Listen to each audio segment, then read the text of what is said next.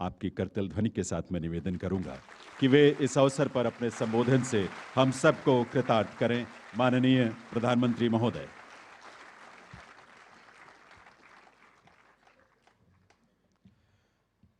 मंच पर विराजमान राष्ट्रीय स्वयंसेवक संघ के सरकार्यवा माननीय दत्तात्रेय होसबोले जी, केंद्रीय मंत्री श्री गजेंद्र शेखावत जी, दिल्ली की लोकप्रिय मुख्यमंत्री रेखा गुप्ता जी,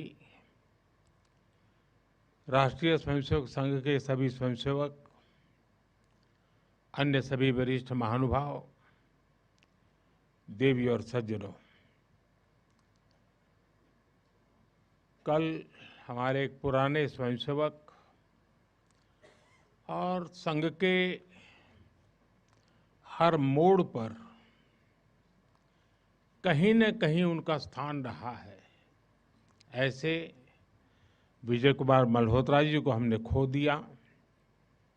मैं सबसे पहले उनको आदरपूर्वक श्रद्धांजलि देता हूं। साथियों, आज महानवमी है। आज देवी सिद्धिदात्री का दिन है। मैं सभी देशवासियों को नवरात्रि की बधाई देता हूं। कल विजयादशमी का महापर्व है। अन्याय पर न्याय की जीत, असत्य पर सत्य की जीत, अंधकार पर प्रकाश की जीत। विजयादशमी भारतीय संस्कृति के इस विचार और विश्वास का कालजयी उद्घोष है।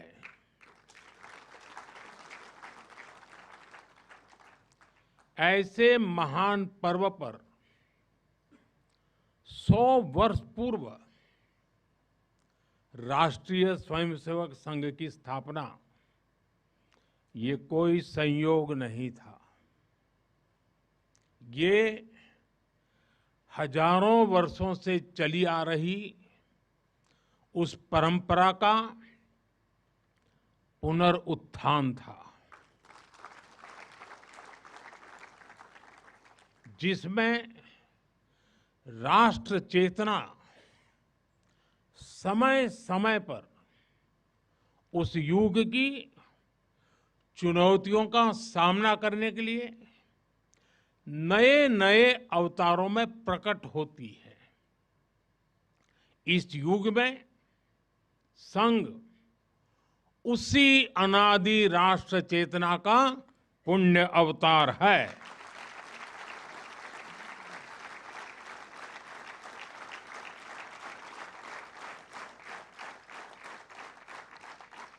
साथियों, यह हमारी पीढ़ी के स्वयंसेवकों का सौभाग्य है कि हमें संघ के शताब्दी वर्ष जैसा महान अवसर देखने को मिल रहा है। मैं आज इस अवसर पर राष्ट्र सेवा के संकल्प को समर्पित कोटि कोटि स्वयंसेवकों को शुभकामनाएं देता हूं, अभिनंदन करता हूं। मैं संघ के संस्थापक, हम सभी के आदर्श परम पूज्य डॉक्टर हेडगेवार जी के चरणों में श्रद्धांजलि अर्पित करता हूं। साथियों, संघ की 100 वर्ष की इस गौरवमयी यात्रा की स्मृति में आज भारत सरकार ने विशेष डाक टिकट और स्मृति सिक्के जारी किए हैं। 100 रुपये के सिक्के पर एक और राष्ट्रीय चिन्ह है और दूसरी ओर सिंह के साथ वरद मुद्रा में भारत माता की भव्य छवि और समर्पण भाव से उसे नमन करते स्वयंसेवक दिखाई देते हैं।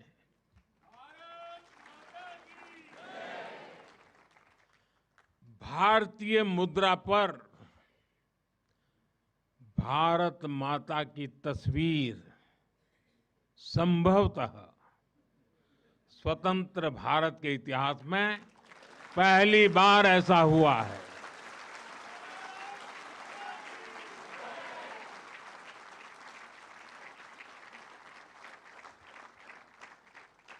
इस सिक्के के ऊपर संघ का बोध वाक्य भी अंकित है। राष्ट्राय स्वाहा इदं राष्ट्राय इदं न मम। साथियों, आज जो विशेष स्मृति डाक टिकट जारी हुआ है उसकी भी अपनी एक महत्ता है। हम सभी जानते हैं 26 जनवरी को गणतंत्र दिवस की परेड की कितनी अहमियत होती है। 1963 में 1963 में आरएसएस के स्वयंसेवक भी 26 जनवरी की उस राष्ट्रीय परेड में शामिल हुए थे और उन्होंने आन बान शान से राष्ट्रभक्ति की धुन पर कदम ताल किया था। इस टिकट में उसी ऐतिहासिक क्षण की स्मृति है। साथियों, संघ के स्वयंसेवक जो अनवरत रूप से देश की सेवा में जुटे हैं, समाज को सशक्त कर रहे हैं, इसकी भी झलक एक स्मारक डाक टिकट में है। मैं इन स्मृति सिक्कों और डाक टिकट के लिए देशवासियों को बहुत बहुत बधाई देता हूं। साथियों, जिस तरह विशाल नदियों के किनारे मानव सभ्यताएं पनपती हैं, उसी तरह संघ के किनारे भी और संघ की धारा में भी सैकड़ों जीवन पुष्पित पल्वित हुए हैं। जैसे एक नदी जिन रास्तों से बहती है, उन क्षेत्रों को, वहां की भूमि को, वहां के गांवों को सुजलाम सुफलाम बनाती हुई अपने जल से समृद्ध करती है, वैसे ही संघ ने इस देश के हर क्षेत्र, समाज के हर आयाम को स्पर्श किया है। यह अविरल तप का फल है, यह राष्ट्र प्रवाह प्रबल है। साथियों, जिस तरह एक नदी कई धाराओं में खुद को प्रकट करती है, हर धारा अलग अलग क्षेत्र को पोषित करती है, संघ की यात्रा भी ऐसी ही है। संघ के अलग अलग संगठन भी जीवन के हर पक्ष से जुड़कर राष्ट्र की सेवा करते हैं। शिक्षा हो, कृषि हो, समाज कल्याण हो, आदिवासी कल्याण हो, महिला सशक्तिकरण हो, कला और विज्ञान का क्षेत्र हो, हमारा श्रमिक भाई बहन हो, समाज जीवन के ऐसे कई क्षेत्रों में संघ निरंतर कार्य कर रहा है। और इस यात्रा की भी एक विशेषता रही है। संघ की एक धारा अनेक धारा तो बनी, मल्टीप्लाई तो होती गई, लेकिन उनमें कभी विरोधाभास पैदा नहीं हुआ, डिवीजन नहीं हुआ, क्योंकि हर धारा का विविध क्षेत्र में काम करने वाले हर संगठन का उद्देश्य एक ही है, भाव एक ही है, राष्ट्र प्रथम, नेशन फर्स्ट। साथियों, अपने गठन के बाद से ही राष्ट्रीय स्वयंसेवक संघ विराट उद्देश्य लेकर चला और ये उद्देश्य रहा राष्ट्र निर्माण। इस उद्देश्य की पूर्ति के लिए संघ ने जो रास्ता चुना वो था व्यक्ति निर्माण से राष्ट्र निर्माण। और इस रास्ते पर सतत चलने के लिए जो कार्यपद्धति चुनी वो थी नित्य नियमित चलने वाली शाखा है। साथियों, परम पूज्य डॉक्टर हेडगेवार जी जानते थे कि हमारा राष्ट्र तभी सशक्त होगा जब हर नागरिक के भीतर राष्ट्र के प्रति दायित्व का बोध जागृत होगा। हमारा राष्ट्र तभी ऊंचा उठेगा जब भारत का हर नागरिक राष्ट्र के लिए जीना सीखेगा। इसलिए वो व्यक्ति निर्माण में निरंतर जुटे रहे और उनका तरीका भी कुछ अलग ही था। परम पूज्य डॉक्टर हेडगेवार जी से हम बार बार सुना है, वो कहते थे जैसा है वैसा लेना है, जैसा चाहिए वैसा बनाना है। लोक संग्रह का डॉक्टर साहब का ये तरीका कुछ कुछ अगर समझना है तो हम कुम्हार को याद करते हैं। जैसे कुम्हार ईंट पकाता है तो जमीन की सामान्य सी मिट्टी से शुरू करता है। कुम्हार मिट्टी को लाता है, उस पर मेहनत करता है, उसे आकार देकर तपता है, खुद भी तपता है, मिट्टी को भी तपाता है, फिर उन ईंटों को इकट्ठा करके उनसे भव्य इमारत बनाता है। ऐसे ही डॉक्टर साहब बिल्कुल सामान्य लोगों को चुनते थे, फिर उनको सिखाते थे, विजन देते थे, उनको गढ़ते थे। इस तरह वो देश के लिए समर्पित स्वयंसेवक तैयार करते थे। इसलिए संघ के बारे में कहा जाता है कि इसमें सामान्य लोग मिलकर असामान्य अभूतपूर्व कार्य करते हैं।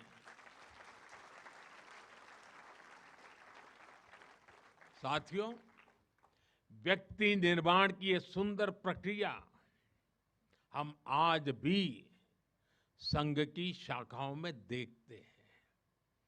संघ शाखा का मैदान एक ऐसी प्रेरणा भूमि है जहां से स्वयं सेवक की अहम से वयम की यात्रा शुरू होती है। संघ की शाखाएं व्यक्ति निर्माण की यज्ञ वेदी है। इन शाखाओं में व्यक्ति का शारीरिक, मानसिक और सामाजिक विकास होता है। स्वयंसेवकों के मन में राष्ट्र सेवा का भाव और साहस दिन प्रतिदिन पनपता रहता है। उनके लिए त्याग और समर्पण सहज हो जाता है। श्रेय के लिए प्रतिस्पर्धा की भावना समाप्त हो जाती है और उन्हें सामूहिक निर्णय और सामूहिक कार्य का संस्कार मिलता है। साथियों, राष्ट्र निर्माण का महान उद्देश्य व्यक्ति निर्माण का स्पष्ट पथ और शाखा जैसी सरल जीवंत कार्य पद्धति, यही संघ की 100 वर्षों की यात्रा का आधार बने हैं। इन्हीं स्तंभों पर खड़े होकर संघ ने लाखों स्वयंसेवकों को गढ़ा जो विभिन्न क्षेत्रों में देश को अपना सर्वोत्तम दे रहे हैं, देश को आगे बढ़ाने के लिए निरंतर प्रयास कर रहे हैं। समर्पण से, सेवा से और राष्ट्र के उत्कर्ष की साधना से। साथियों, संघ जब से अस्तित्व में आया, संघ के लिए देश की प्राथमिकता ही उसकी अपनी प्राथमिकता रही है। इसलिए जिस कालखंड में जो बड़ी चुनौती देश के सामने आई, संघ ने उस कालखंड के अंदर अपने आप को झोंक दिया, संघ उससे जूझता रहा।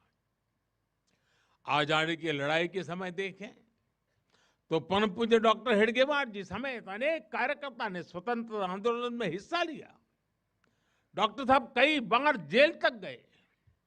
आजादी की लड़ाई की कितने ही स्वतंत्रता सेनानियों को संघ संरक्षण देता रहा, उनके साथ कंधे से कंधा मिलाकर काम करता रहा। 1942 में, 1942 में जब चिमूर में अंग्रेजों के खिलाफ आंदोलन हुआ तो उसमें अनेक स्वयंसेवकों को अंग्रेजों के भीषण अत्याचार का सामना करना पड़ा। आजादी के बाद भी हैदराबाद में निजाम के अत्याचारों से के खिलाफ संघर्ष से लेकर गोवा के स्वतंत्रता आंदोलन और दादरा नगर हवेली की मुक्ति तक संघ ने कितने ही बलिदान दिए और भाव एक ही रहा, राष्ट्र प्रथम। लक्ष्य एक ही रहा, एक भारत श्रेष्ठ भारत। साथियों, राष्ट्र साधना की इस यात्रा में ऐसा नहीं है कि संघ पर हमले नहीं हुए, संघ के खिलाफ साजिशें नहीं हुई। हमने देखा है कैसे आजादी के बाद भी संघ को कुचलने का प्रयास हुआ, मुख्य धारा में आने देने का और उसे न आने से रोकने का अनगिनत षड्यंत्र हुए। परम पूज्य गुरु जी को झूठे केस में फंसाया गया, उन्हें जेल तक भेज दिया गया। लेकिन जब पूज्य गुरु जी जेल से बाहर आए तो उन्होंने सहज रूप से कहा, और शायद इतिहास की तवारीख में ये भाव, ये शब्द एक बहुत बड़ी प्रेरणा है। तब परम पूज्य गुरु जी ने बहुत सहजता से कहा था, कभी कभी जीभ दांतों के नीचे आकर दब जाती है, कुचल भी जाती है, लेकिन हम दांत नहीं तोड़ देते, क्योंकि दांत भी हमारे हैं और जीभ भी हमारी है। आप कल्पना कर सकते हैं, जिन्हें जेल में इतनी यातनाएं दी गई, जिन पर भांति भांति के अत्याचार हुए, उसके बाद भी परम पूज्य गुरु जी के मन में कोई रोष नहीं था, कोई दुर्भावना नहीं थी। यही परम पूज्य गुरु जी का ऋषि तुल्य व्यक्तित्व था। उनकी यही वैचारिक स्पष्टता संघ के प्रत्येक स्वयंसेवक के जीवन के मार्गदर्शक बनी। इसी ने समाज के प्रति एकात्मता और आत्मीयता के संस्कारों को सशक्त किया।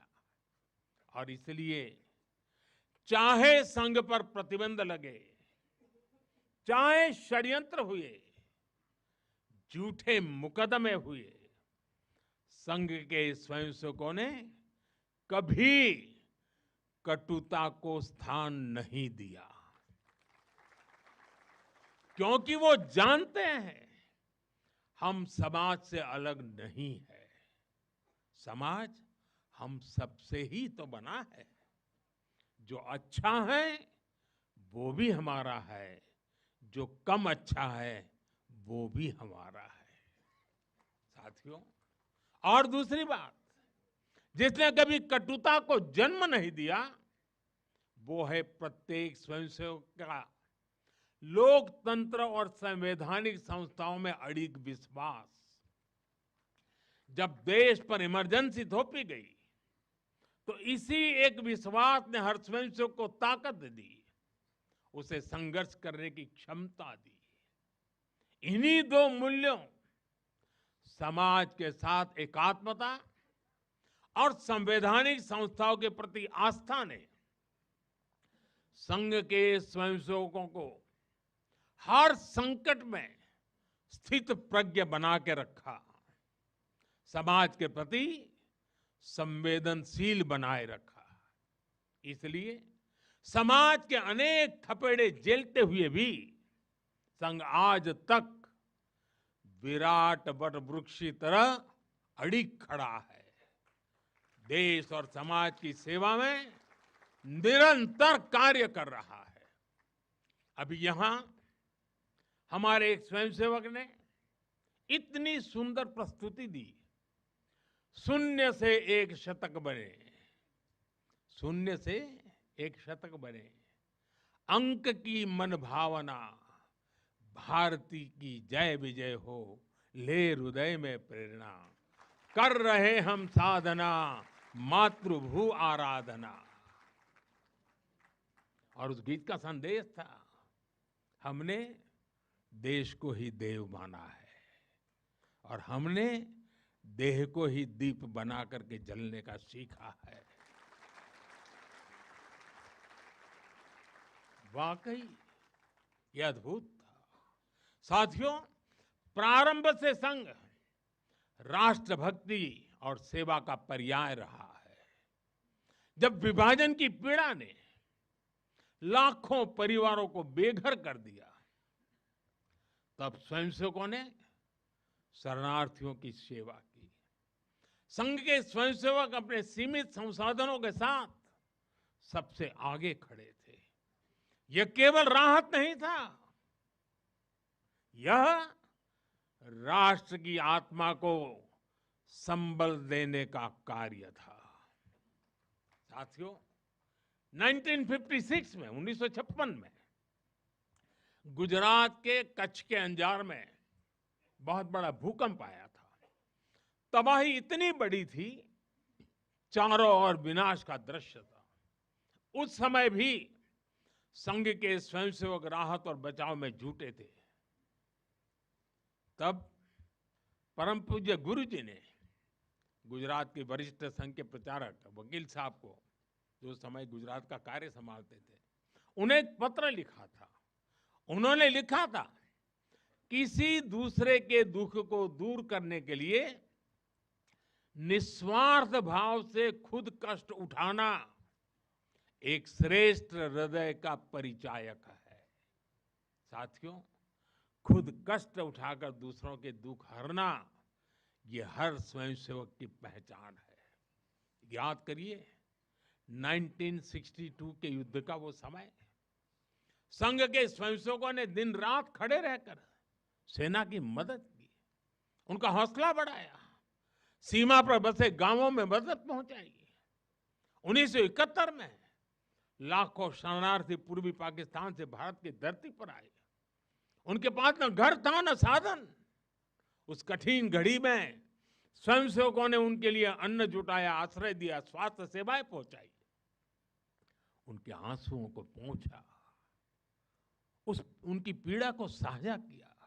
साथियों, एक बार, और हम जानते हैं 1984 सिखों के खिलाफ जो कत्लेआम चलाया गया था, अनेक सिख परिवार संघ के स्वयंसेवकों के घरों में आकर के आश्रय ले रहे थे। यह स्वयंसेवकों का स्वभाव रहा है। साथियों, एक बार पूर्व राष्ट्रपति डॉक्टर एपीजे अब्दुल कलाम चित्रकूट गए थे। वहां उन्होंने नानाजी देशमुख जिस कार्य को कर रहे थे, उस आश्रम स्थान को देखा था, वहां के सेवा कार्य देखे, वो हैरान रह गए थे। उसी प्रकार से पूर्व राष्ट्रपति प्रणब मुखर्जी भी जब नागपुर गए तो वो भी संघ के अनुशासन, संघ की सादगी, उसको देखकर बहुत प्रभावित हुए थे। साथियों, आज भी आप देखें, पंजाब की बाढ़, हिमाचल उत्तराखंड की आपदा, केरल के वायनाड की त्रासदी, हर जगह स्वयंसेवक सबसे पहले पहुंचने वालों में से एक रहते हैं।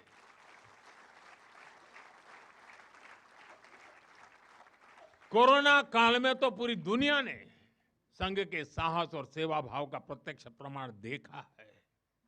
साथियों, अपनी 100 वर्ष की इस यात्रा में संघ का एक बड़ा काम ये रहा है, उसने समाज के अलग अलग वर्गों में आत्मबोध जगाया, स्वाभिमान जगाया। और इसके लिए संघ देश के उन क्षेत्रों में भी कार्य करता रहा है जो दुर्गम है, जहां पहुंचना सबसे कठिन है। हमारे देश में लगभग 10 करोड़ आदिवासी भाई बहन हैं, जिनके कल्याण के लिए संघ लगातार प्रयासरत है। लंबे समय तक सरकारों ने उन्हें प्राथमिकता नहीं दी, लेकिन संघ ने उनकी संस्कृति, उनके पर्व, उत्सव, उनकी भाषा और परंपराओं को सर्वोच्च प्राथमिकता दी। सेवा भारती, विद्या भारती, एकल विद्यालय, वनवासी कल्याण आश्रम आदिवासी समाज के सशक्तिकरण का स्तंभ बनकर के उभरे। आज हमारे आदिवासी भाई बहनों में जो आत्मविश्वास आया है, उनके जीवन में बदल रहा है। साथियों, संघ दशकों से आदिवासी परंपराओं, आदिवासी रीति रिवाजों, आदिवासी मूल्यों को सहजने संवारने में अपना सहयोग देता रहा है, अपना कर्तव्य निभा रहा है। उसकी तपस्या ने भारत की सांस्कृतिक पहचान सुरक्षित रखने में बड़ी भूमिका निभाई है। मैं देश के दूर सुदूर कोने कोने में आदिवासियों का जीवन आसान बनाने में लगे संघ के लाखों स्वयंसेवकों की भी सराहना करूंगा। साथियों, समाज में सदियों से घर कर चुकी जो बीमारियां हैं, जो ऊंच नीच की भावना है, जो कुप्रथाएं हैं, छुआछूत जैसी गंदगी भरी पड़ी है, ये हिंदू समाज की बहुत बड़ी चुनौती रही है। एक ऐसी गंभीर चिंता है जिस पर संघ लगातार काम करता रहा है। एक बार महात्मा गांधी जी वर्धा में संघ के शिविर में गए थे। उन्होंने भी संघ में समता, ममता, समरसता, समभाव, मम भाव, ये जो कुछ भी देखा उसकी खुलकर तारीफ की थी। और आप देखिए, डॉक्टर साहब से लेकर आज तक संघ की हर महान विभूति ने, हर सरसंघ चालक ने भेदभाव और छुआछूत के खिलाफ लड़ाई लड़ी है। परम पूज्य गुरु जी ने निरंतर न हिंदू पतितो भवेत की भावना को आगे बढ़ाया। यानी हर हिंदू एक ही परिवार है, कोई भी हिंदू कभी पतित या नीचा नहीं हो सकता। पूज्य बाला साहब देवव्रत जी के शब्द भी हम सबको याद है। वो कहते थे, छुआछूत अगर पाप नहीं, छुआछूत अगर पाप नहीं तो दुनिया में कोई पाप नहीं है। सरसंघ चालक रहते हुए पूज्य रज्जू भैया जी और पूज्य सुदर्शन जी ने भी इसी भावना को आगे बढ़ाया। वर्तमान सरसंघ चालक आदरणीय मोहन भागवत जी ने भी समरसता के लिए समाज के सामने स्पष्ट लक्ष्य रखा है और गांव गांव तक इस बात की ज्योत जगाई है। क्या है वो? उन्होंने कहा, एक कुआं, एक मंदिर और एक श्मशान। इसे लेकर संघ देश के कोने कोने में गया है। कोई भेदभाव नहीं, कोई मतभेद नहीं, कोई मनभेद नहीं। यही समरसता का आधार है, यही सर्वसमावेशी समाज का संकल्प है। और संघ इसी को निरंतर नई शक्ति दे रहा है, नई ऊर्जा दे रहा है। साथियों, जब 100 साल पहले संघ अस्तित्व में आया था, तो उस समय की आवश्यकताएं, उस समय के संघर्ष कुछ और थे। तब हमें सैकड़ों वर्षों की राजनीतिक गुलामी से मुक्ति पानी थी, अपने सांस्कृतिक मूल्यों की रक्षा करनी थी।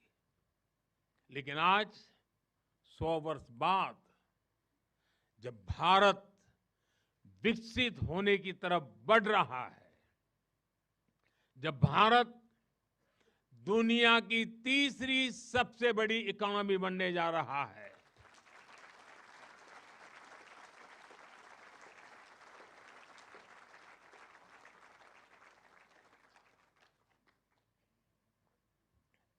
जब देश और देश का बहुत बड़ा गरीब वर्ग गरीबी को परास्त करके गरीबी को पराजित करके आगे आ रहा है, जब हमारे युवाओं के लिए नए नए सेक्टर्स में नए अवसर बन रहे हैं, जब ग्लोबल डिप्लोमेसी से क्लाइमेट पॉलिसीज तक भारत विश्व में अपनी आवाज बुलंद कर रहा है, तब आज के समय की चुनौतियां अलग है, संघर्ष भी अलग है। दूसरे देशों पर आर्थिक निर्भरता हमारी एकता को तोड़ने की साजिश है। डेमोग्राफी में बदलाव के षड्यंत्र, एक प्रधानमंत्री के नाते मैं नम्रतापूर्वक कहूंगा कि मुझे बहुत संतोष है कि हमारी सरकार इन चुनौतियों से तेजी से निपट रही है।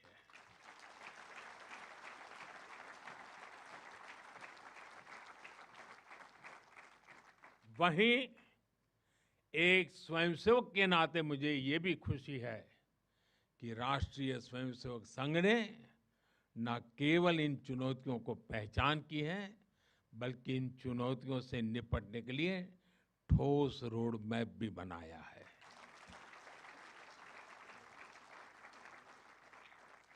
अभी माननीय दत्ता जी ने जिन चीजों का उल्लेख किया, मैं अपने तरीके से फिर से एक बार उसका उल्लेख करना चाहूंगा।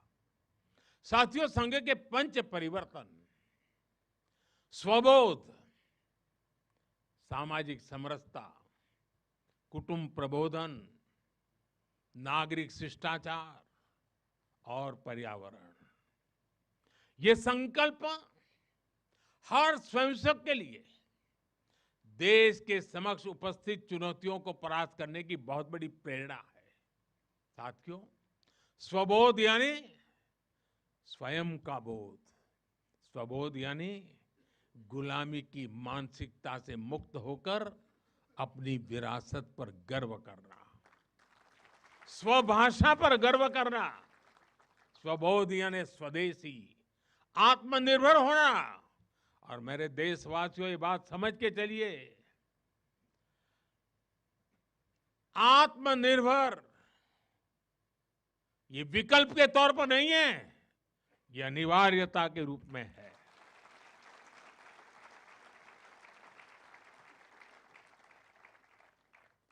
हमें स्वदेशी के अपने मूल मंत्र को समाज का संकल्प बनाना है। हमें वोकल फॉर लोकल के अभियान को उसकी सफलता के लिए वोकल फॉर लोकल ये हमारा निरंतर एक नई ऊर्जा प्रदान करने वाला घोषवाक्य होना चाहिए, प्रयास होना चाहिए। साथियों, संघ ने सामाजिक समरसता को हमेशा अपनी प्राथमिकता बनाए रखा है। सामाजिक समरसता यानी वंचित को वरीयता देकर सामाजिक न्याय की स्थापना करना, देश की एकता को बढ़ाना। आज राष्ट्र के सामने ऐसे संकट खड़े हो रहे हैं जो हमारी एकता, हमारी संस्कृति और हमारी सुरक्षा पर सीधा प्रहार कर रहे हैं। अलगाववादी सोच, क्षेत्रवाद, कभी जाति, कभी भाषा को लेकर विवाद, कभी बाहरी शक्तियों द्वारा भड़काई गई विभाजनकारी प्रवृत्तियां, ये सब अनगिनत चुनौतियां हमारे सामने खड़ी है। भारत की आत्मा हमेशा विविधता में एकता ही रही है। अगर इस सूत्र को तोड़ा गया तो भारत की शक्ति भी कमजोर होगी, और इसलिए हमें इस सूत्र को निरंतर जीना है, उसे मजबूती देनी है। साथियों, सामाजिक समरसता को आज डेमोग्राफी में बदलाव के षड्यंत्र से, घुसपैठियों से भी बड़ी चुनौती मिल रही है। ये हमारी आंतरिक सुरक्षा और भविष्य की शांति से भी जुड़ा हुआ प्रश्न है। और इसलिए मैंने लाल किले से डेमोग्राफी मिशन की घोषणा की है। हमें इस चुनौती से सतर्क रहना है, इसका डटकर मुकाबला करना है। साथियों, कुटुंब प्रबोधन आज समय की मांग है। जो समाज शास्त्र के सदियों से चली आई पंडितों की भाषा है, उनका कहना है, हजारों साल तक भारत के जीवन में जो प्राण शक्ति रही है, उसके अंदर एक कारण उसकी परिवार संस्था है। भारतीय समाज व्यवस्था की सबसे मजबूत इकाई अगर कोई है तो भारतीय समाज में पनपी हुई एक मजबूत परिवार व्यवस्था है। कुटुंब प्रबोधन यानी उस परिवार संस्कृति का पोषण जो भारतीय सभ्यता का आधार है, जो भारतीय संस्कृति से प्रेरित है, जो जड़ों से जुड़े हैं। परिवार के मूल्य, बुजुर्गों का सम्मान, नारी शक्ति का आदर, नौजवानों में संस्कार, अपने परिवार के प्रति दायित्व को निभाना, उसे समझना, उस दिशा में परिवार को, समाज को जागरूक करना बहुत ही आवश्यक है। साथियों, अलग अलग कालखंड में जो भी देश आगे बढ़ा, उसमें नागरिक शिष्टाचार की बहुत बड़ी भूमिका रही है। नागरिक शिष्टाचार अर्थात कर्तव्य की भावना, नागरिक कर्तव्य का बोध हर देशवासी में हो। स्वच्छता को बढ़ावा, देश की संपत्ति का सम्मान, नियमों और कानूनों का सम्मान, हमें इसे लेकर आगे बढ़ना है। हमारे संविधान की भावना है नागरिक अपने कर्तव्यों का पालन करे। हमें संविधान की इसी भावना को निरंतर सशक्त करना है। साथियों, पर्यावरण की रक्षा वर्तमान और आने वाली पीढ़ियों के लिए बहुत जरूरी है। ये पूरी मानवता के भविष्य से जुड़ा है।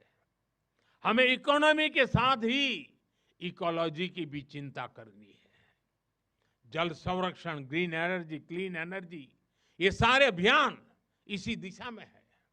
साथियों, संघ के ये पंच परिवर्तन, ये वो साधन है जो देश का सामर्थ्य बढ़ाएंगे, जो देश को विभिन्न चुनौतियों से निपटने में मदद करेंगे, जो 2047 तक विकसित भारत के निर्माण का आधार होंगे।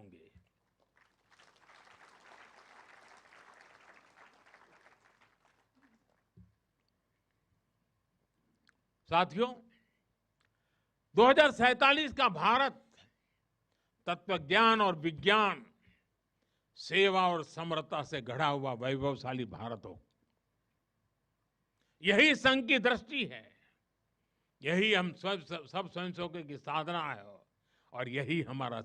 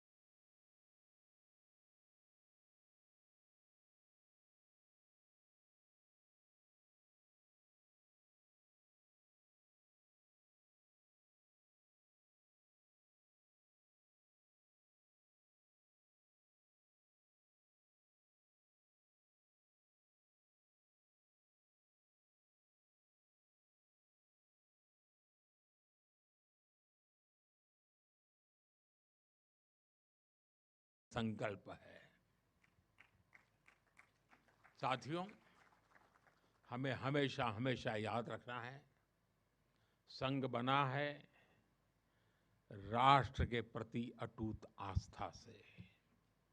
संघ चला है राष्ट्र के प्रति अगाध सेवा के भाव से। संघ तपा है त्याग और तपस्या की अग्नि में। संघ निखरा है संस्कार और साधना के संगम से। संघ खड़ा है राष्ट्र धर्म को जीवन का परम धर्म मान करके। संघ जुड़ा है भारत माता की सेवा के विराट स्वप्न से। साथियों, संघ का आदर्श है संस्कृति की जड़ें गहरी और सशक्त हो। संघ का प्रयास है समाज में आत्मविश्वास और आत्मगौरव हो। संघ का लक्ष्य है हर हृदय में जन सेवा की ज्योति प्रज्वलित हो। संघ का दृष्टिकोण है भारतीय समाज सामाजिक न्याय का प्रतीक बने। संघ का ध्येय है विश्व मंच पर भारत की वाणी और भी प्रभावी बने। संघ का संकल्प है भारत का भविष्य सुरक्षित और उज्जवल बने।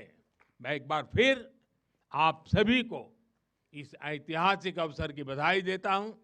कल विजयादशमी का पावन पर्व है। हम सबके जीवन में विजयादशमी का एक विशेष महत्व है। मैं उसके लिए भी आप सबको शुभ